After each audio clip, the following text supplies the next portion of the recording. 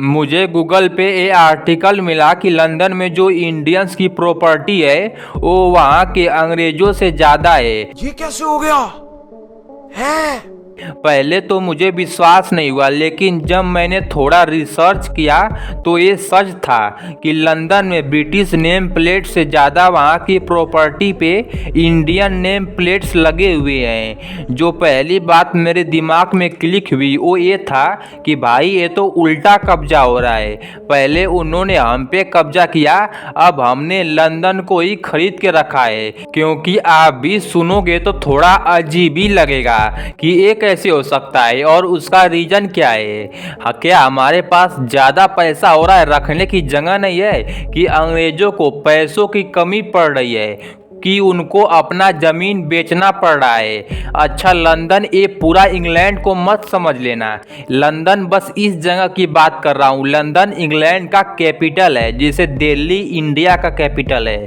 Question ये है कि इंडियंस ऐसा कर क्यों रहे हैं? बदला लेने के लिए कि आप पूरा लंदन खरीद लेंगे? ऐसा बिल्कुल भी नहीं है।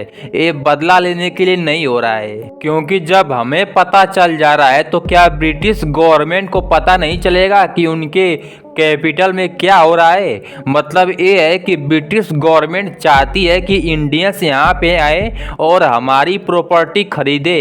ऐसा क्यों? ब्रिटिश गवर्नमेंट ऐसा चाहती क्यों है? तो और कौन सी चीज़ें हैं जो इंडियंस को वहाँ पे खींच रही है? देखो, इनके कुछ कारण हैं। पहला है कल्चरल फैक्टर।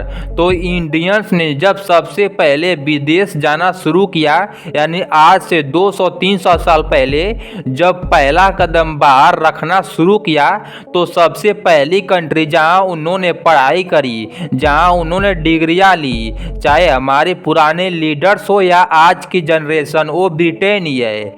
जैसे जवाहरलाल नेहरू, भीमराव अंबेडकर, इंदिरा गांधी, सुभाष चंद्र बोस, महात्मा गांधी, सरदार वल्लभ भाई पटेल, लाला लाजपत राय, इन सभी लोगों ने इंग्लैंड जाके ही पढ़ाई पूरी करी है। तो इंडियन डायस्पोरा वहाँ पे शुरुआत से ही है, और हमारा कल्चरल डोमिनेंस भी। दूसरा, लैंग्वेज।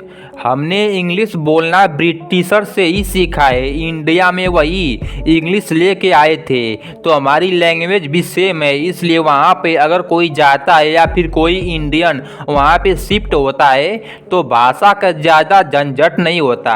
अगर हम यूरोप के बाकी सारी कंट्री को ले लें, जैसे फ्रांस, जर्मनी, इटली, स्वीडन, रसिया, तो इन सब की अपनी अलग अलग भाषा है। तो इंडियंस को वहाँ पे जाने में बहुत सारा लैंग्वेज प्रॉब्लम फेस करना पड़ता है। तीसरा है सोशल स्टेटस।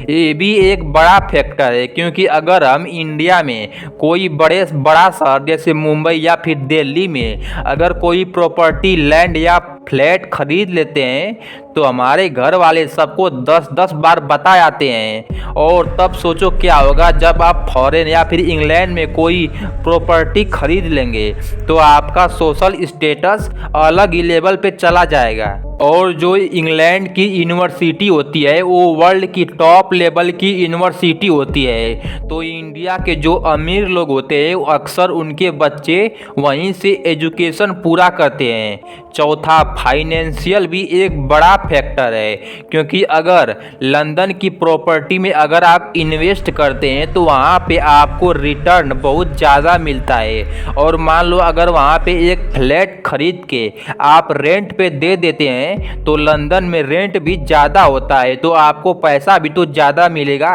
और सबसे इंटरेस्टिंग बात यह है कि मुंबई में जितना पैसा में आपको फ्लैट मिलेगा उतना पैसा में इंग्लैंड में भी मिल जाता है, यानी लंदन में। तो हम लंदन में ही लेंगे ना, क्योंकि वहाँ का लेस क्राउडी होता है शहर, ज़्यादा इंफ्रास्ट्रक्चर बढ़िया होता है, ज़्यादा पोल्यूशन नहीं है और बिजनेस इन्वायरमेंट भी मिलता है। उम्मीद करता हूँ कि इस वीडियो से आपको कुछ नया जानने को मिला होगा। अगर वीडियो अच्छा लगा तो वीडियो को लाइक और चैनल को सब्सक्राइब कर दीजिएगा।